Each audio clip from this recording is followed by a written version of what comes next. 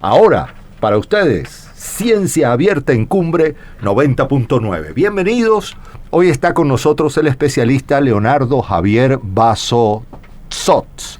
Él es chileno, profesor titular del Departamento de Ingeniería Civil, director del Centro de Excelencia ANID, Instituto Sistemas Complejos de Ingeniería, coeditor en jefe de Economics of Transportation, una revista oficial de International Transport Economics Association, Facultad de Ciencias Físicas y Matemáticas de la Universidad de Chile.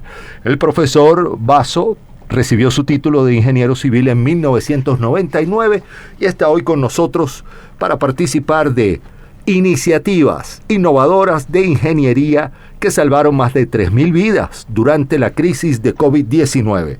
Profesor Basso, bienvenido. Muchas gracias, una gran alegría estar con ustedes hoy.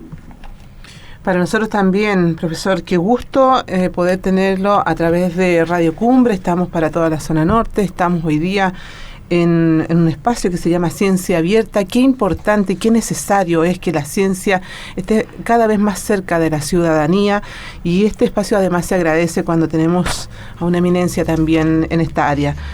Profesor Leonardo, ¿cómo quiere que lo abordemos? Como Leonardo, como profe, usted es muy joven también, por lo tanto nos sentimos muy cercanos también a su trabajo.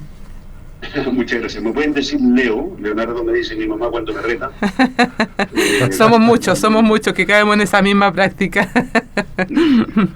Bueno, Leo, un gusto poder tenerlo acá en nuestro estudio, y la verdad es que nos sorprende abordar una temática que es tan específica pero que es tan importante. Hoy día la ciencia nos ha golpeado de frente, además en donde nos enfrentamos en un contexto de pandemia, en donde hoy día para muchos una pandemia era impensada por las historias que tienen las pandemias en el mundo. Sin embargo, desde la visión, desde la ciencia, desde lo que hacen ustedes hoy día, nos han dado lecciones importantes de aprendizaje de cómo abordar una pandemia con distintas aristas.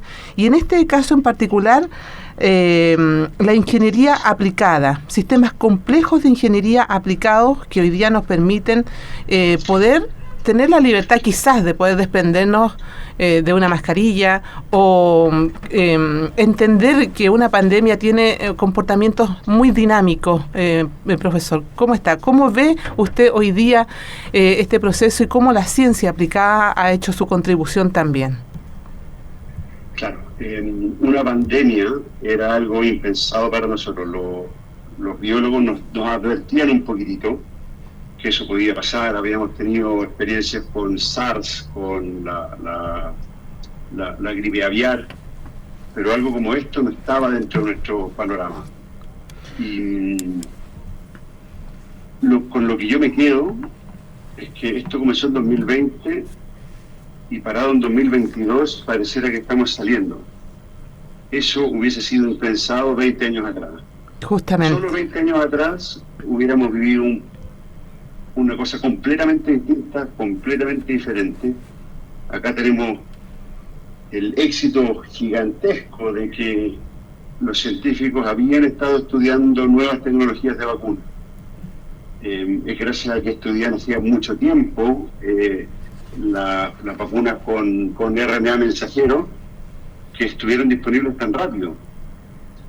Hay una historia general de ciencia que nos permitió avanzar o pasar la fase más crítica de esta pandemia de manera muy rápida, por cierto, con el tremendo dolor de aquellos que perdimos, pero no hay que perder de vista lo que la ciencia nos permitió hacer. Para nada, ¿no es cierto, Celso? El profesor, sí, es sorprendente. El profesor Leonardo Basso está en la línea en Cumbre 90.9 y en Ciencia Abierta. Invitados nuestros auditores a hacer preguntas. 22-844-4927 y el más 56-981-585944. Profesor, comencemos por un concepto también, o démosle vista al concepto innovación tecnológico-científico. ¿Qué es eso? ¿O qué se puede conceptualizar en esas tres palabras? Innovación tecnológico-científico. A ver, con respecto al contexto de la pandemia, lo que buscábamos era poder cooperar desde ciencias que son quizás menos directamente relacionadas. Por supuesto, sabíamos de todas las personas que estaban trabajando en temas de vacunas. Sabíamos de todas aquellas personas que estaban trabajando rápidamente en la generación de operación de respiradores que fuesen rápidos de generar y baratos, porque sabíamos que íbamos a tener ese problema.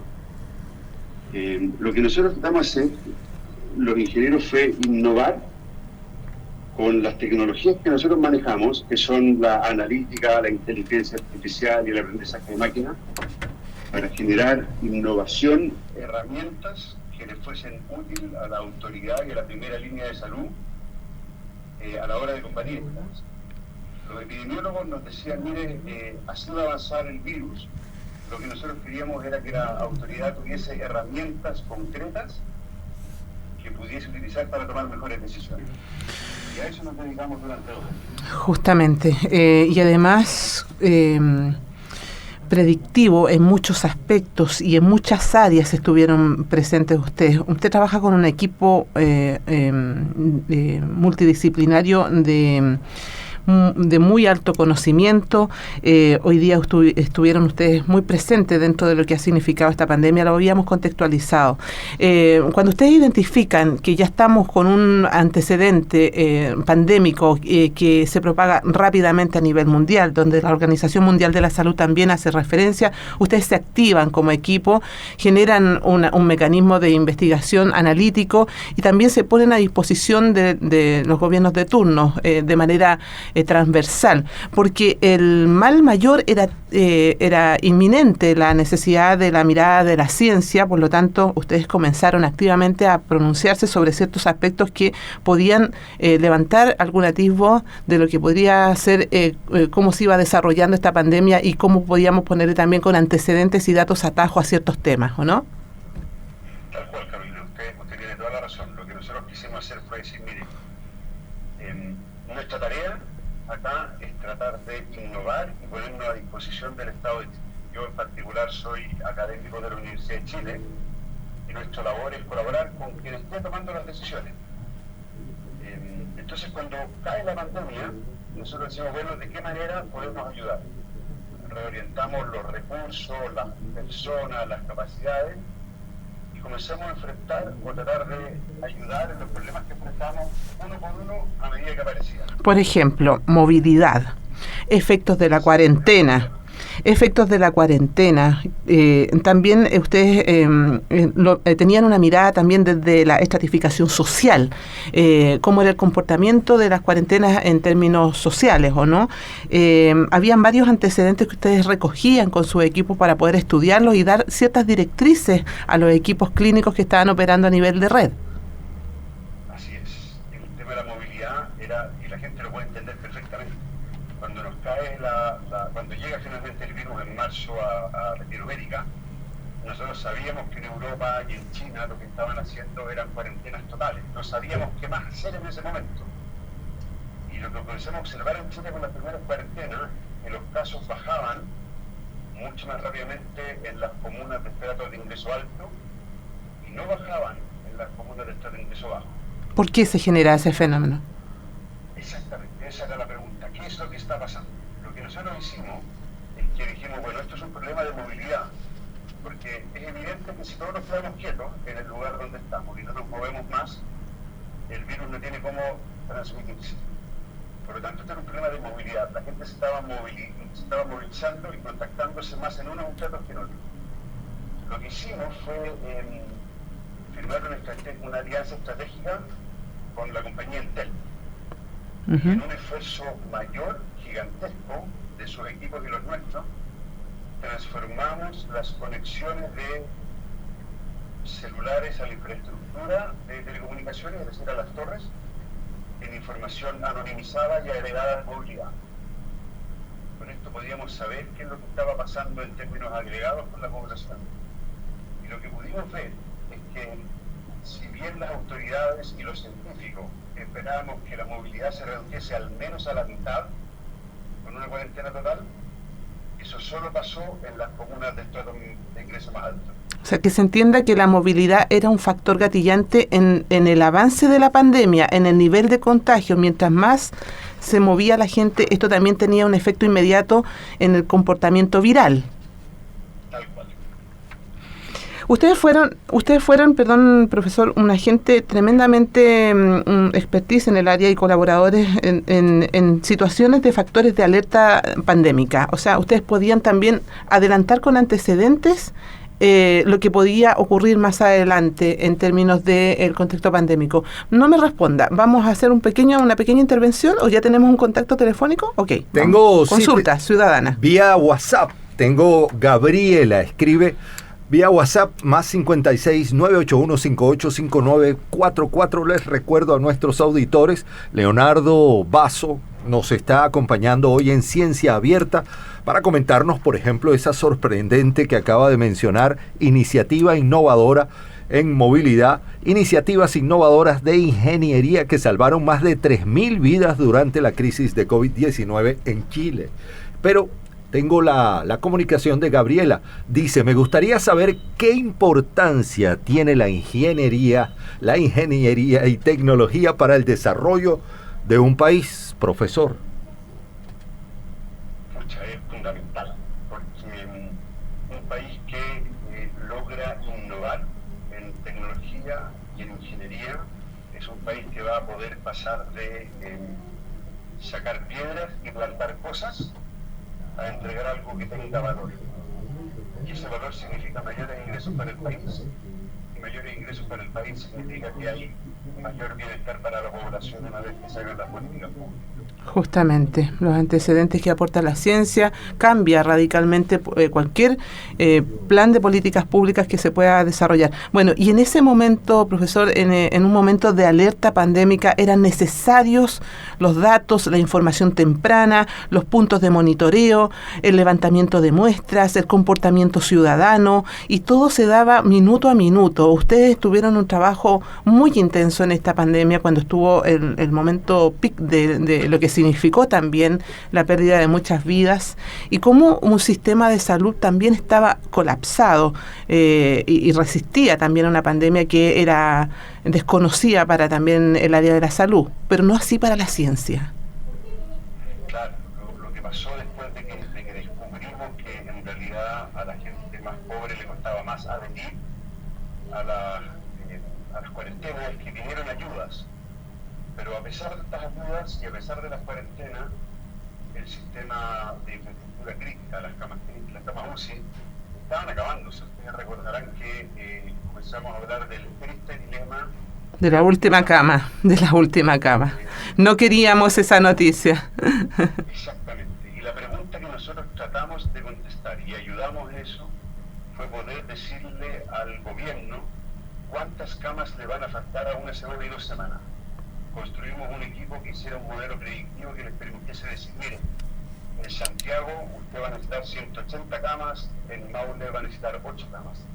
Eso permitía dirigir los esfuerzos que el subsecretario de Redes Especiales y el ministro hacían para generar nuevas camas críticas, o en los casos más complicados servían para planificar la reconversión interregional. Y Interregional también, decíamos, si faltan camas en Maule y no van a poder tenerlas en una semana o 2 semanas, entonces hay que mover gente a Rancagua. Y también todo el proceso de reconversión de camas, ¿o no, profesor? Pero por supuesto, en Chile se más que duplicó la capacidad de camas UCI. Y lo que nosotros hicimos fue ayudar a dirigir los esfuerzos de manera más eficiente, semana a semana, porque perder un segundo significaba perder una vida. Exactamente. Tenemos más, Celso, ¿no? El profesor, sí, Leonardo Basso, está con nosotros, nos acompaña en Ciencia Abierta. Gracias por su tiempo, profesor. Una pregunta más que surge partiendo de esta experiencia que nos relata. Actualmente su equipo de investigadores se encuentra trabajando en otras propuestas innovadoras. Es una gran pregunta, me encanta esa pregunta. Y sí, el Instituto de Sistemas Complejos de Ingeniería trabaja en varias áreas. Por ejemplo, algo de lo que podríamos hablar después, todo lo que tiene que ver con descarbonización. Pero en particular aquello que aprendimos de temas de salud y del trabajo interdisciplinario con infectólogos, epidemiólogos, salud pública, son cosas que no queremos dejar pasar. Entonces le doy un ejemplo. Nosotros estuvimos prediciendo qué es lo que iba a pasar con las camas UCI en función de cómo se desarrollaba el virus. Todos los años en Chile, las camas UCI están que se acaban. Es lo que llamamos las campañas de invierno. Sí. Y esto ocurre por virus que conocemos que circulan. Por ejemplo, el virus incisional que afecta a lo que es pediátrico. Entonces, lo que queremos hacer ahora es, basado en la información de circulación de los virus de siempre, poder ayudar a predecir qué es lo que va a ir pasando con las camas críticas, de manera de evitar el colapso de los sistemas. Me encanta. Profesor, la verdad es que el tema es fascinante. Yo sé que ustedes estuvieron también en la búsqueda activa de casos, con puntos de monitoreo, vigilancia activa, estrategia de vacunación. Están en todos estos alcances el trabajo que ha desarrollado su equipo. Predicción de camas UCI también, lo que usted hablaba recién. Estamos en una pandemia que es dinámica, una pandemia que hoy día nos da nuevos antecedentes. Es doloroso remover aquellos momentos en donde tuvimos que pasar procesos de cuarentena, etapas también de confinamiento. Sin embargo, hoy día esta pandemia está activa. Yo quiero llevarlo a temas que son dudas ciudadanas. Por ejemplo, hoy día hay gente que todavía no cree y se resiste a la vacunación, a sumarse al Programa Nacional de Inmunización, por ejemplo, o específicamente al esquema de vacunación. Es una pandemia dinámica. No creemos hoy día, y algunos se resisten también, a desprenderse de la mascarilla. Son quizás dudas que van circulando en la ciudadanía que hoy día nos tienen ahí muy activos, muy atentos al comportamiento de esta pandemia. Es algo que todavía está presente, es algo de lo que tenemos que preocuparnos. Ya la pandemia está terminando, como la experiencia a nivel mundial. Claro, la pandemia está en una situación diferente. Las dudas ciudadanas son muy razonables. Lo que yo puedo decir con certeza es que la vacunación disminuye la probabilidad de morir por este virus en más de 70 veces. Es decir, si usted no está vacunado y se enferma, su probabilidad de morir es 70 veces mayor que si usted está vacunado con al menos 3 dosis. Entonces, si alguien prefiere jugarse la vida de esa manera, es una decisión que tiene que tomar muy delicadamente. Las vacunas salvan vidas y salvaron muchísimas vidas.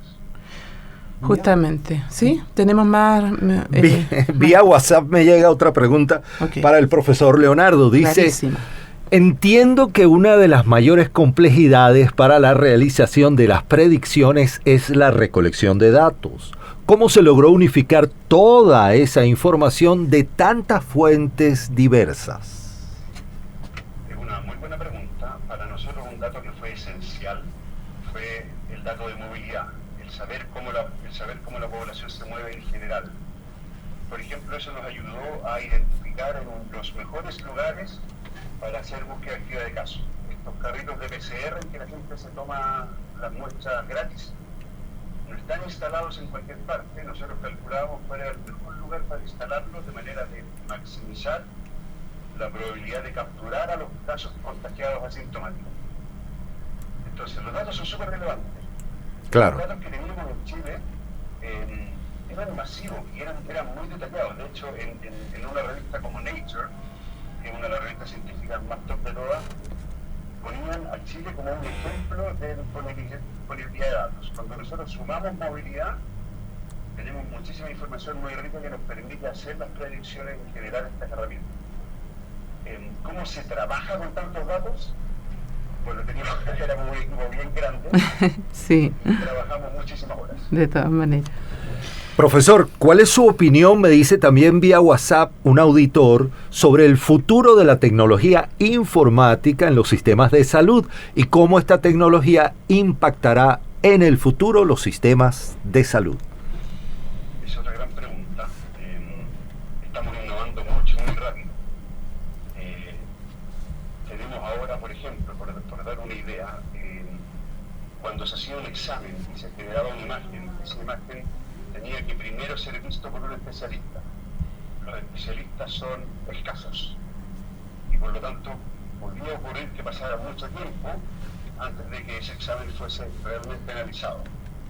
Hoy día, mediante técnicas de inteligencia artificial, podemos rápidamente revisar esa imagen y decir aquí no pasa nada, o aquí hay una alerta, o aquí hay un caso grave. Y la máquina es capaz de decir eso, y por lo tanto permite priorizar el trabajo del especialista. Y por lo tanto podemos descartar casos en que no hay problema muy rápidamente y apurar aquellos casos que son urgentes.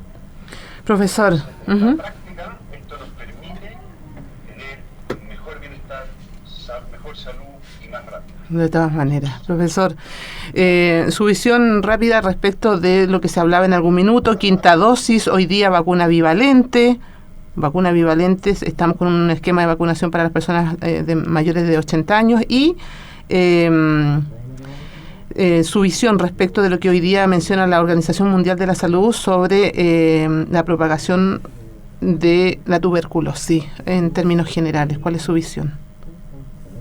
Respecto de la vacunación, yo insisto, una de las razones por las cuales Chile se desenvolvió relativamente bien, es porque las vacunas estuvieron temprano y porque nos pusimos la vacuna. Yo acabo de llegar de Estados Unidos y me preguntaban cómo lidiaron con las personas que no se vacunan. Y dije, en Chile nosotros nos vacunamos desde siempre, desde pequeño. Estamos acostumbrados a un programa de inmunización nacional gratuito que ha permitido que en Chile no existan enfermedades que en otras partes están reapareciendo a causa de los movimientos antivacunas. La quinta dosis es algo respecto de lo cual yo no he visto evidencia aún, pero me parece que sea necesaria todavía. Por supuesto hay que tener mucho cuidado con los grupos particularmente vulnerables, mayores de 80 años, así que la vacuna bivalente es por ser dosis. ¿Tuberculosis? No sé mucho al respecto, Porque... del COVID, ¿no? Así que estaría yendo más allá de lo que se tratar de nosotros. Profesor, con Celso queremos cerrar esta entrevista, pero sin antes hacer un reconocimiento público, Celso, a su equipo, a usted como parte de la comunidad científica. Hoy día, con quien hablamos, es el rostro visible de lo más cercano al Nobel de la Ingeniería. El premio, Celso, se llama Franz Edelman Award 2022. Felicitaciones. Felicitaciones. Es un orgullo poder tenerlo en este micrófono, porque la verdad sabemos que es un reconocimiento único para nuestro país y que viene de la mano de su equipo, de su trabajo y del esfuerzo que han hecho en conjunto. Profesor, por favor, las últimas palabras. Muchas gracias por las palabras. Es un reconocimiento muy importante que se le entrega a Chile, a este equipo, el equipo que yo dirijo de ingenieros, pero también a la gente en el Ministerio de Salud, en el Ministerio de Ciencia, a INTEC. Es un premio grupal. Trabajaron más de 200 personas en él y es de verdad un orgullo porque pone la ingeniería en lo más alto del nivel mundial. Muchas gracias, profesor Leonardo Basso, en Ciencia Abierta y en Cumbre 90.9, profesor titular del Departamento de Ingeniería Civil, director del Centro de Excelencia ANIT, y estuvo con nosotros. Agradecido por su tiempo. Querido Celso, bueno, junto con agradecerle, yo me voy a quedar con esta frase del profe. Es un hecho que las vacunas salvan vidas. Un abrazo, profe, que esté muy bien. Ciencia Abierta es un espacio, forma parte de las iniciativas de divulgación científica de Explora RM Norte, Región Metropolitana Norte, con la cual se busca fortalecer el vínculo entre investigadores, divulgadores y la sociedad a través de encuentros virtuales participativos que promuevan la socialización y apropiación del conocimiento científico en la comunidad. El envejecimiento es inevitable en el ciclo de vida, sin embargo, en nuestro poder está tener una mejor calidad de envejecimiento y de vida, y esto dependerá de cómo hayamos vivido. Sin embargo, existen aspectos positivos para aprender a aprovechar. Radio Cumbre junto a Explora, Región Metropolitana Norte, invita a toda la comunidad y en especial a los adultos mayores a optar por una vida más saludable, evitar sobrepeso, sedentarismo y controlar la presión arterial, los niveles del colesterol y de azúcar en la sangre, entre otras medidas de prevención que ayudarán a evitar padecer enfermedades crónicas o sobrellevar las patologías que ya se tengan. Para ustedes, es Ciencia Abierta en Cumbre 90.9.